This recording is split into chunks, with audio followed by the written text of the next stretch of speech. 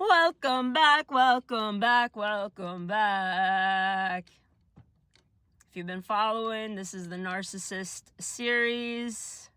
We're peeling back another freaking layer. This is part 9. If you feel called, go back and listen to the rest. But let's get into this.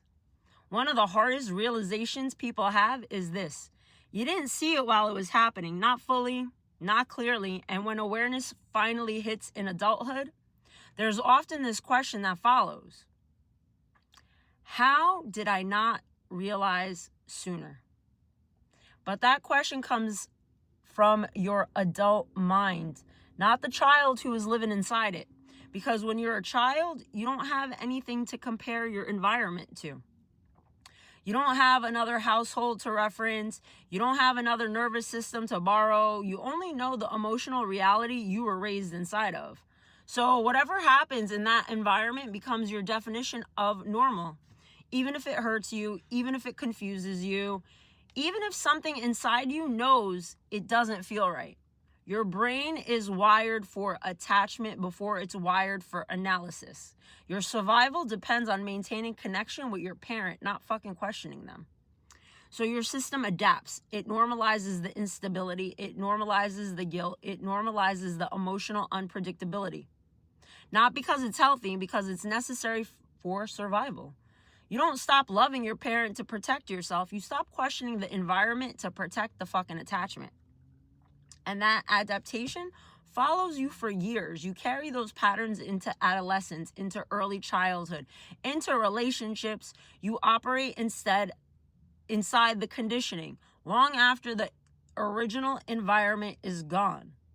And then eventually something shifts. It might be distance. It might be exposure to healthier relationships. It might be repeated patterns that start revealing themselves.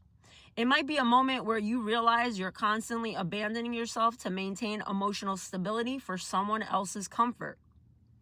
And suddenly the fog lifts. You start seeing patterns that were always there. You start connecting dots that didn't make sense before. You start recognizing behaviors that once felt normal, but now feel clear. Not because behavior changed, because your perspective did. Because you're no longer dependent on that attachment for survival. You now have the emotional and cognitive distance required to see accurately. And this is where a lot of people struggle because clarity brings grief. You start realizing what wasn't provided. The safety, the stability, the unconditional support. You realize how much of yourself was shaped by survival instead of freedom. And that realization can feel heavy. But it's also the beginning of liberation because you can't change what you can't see.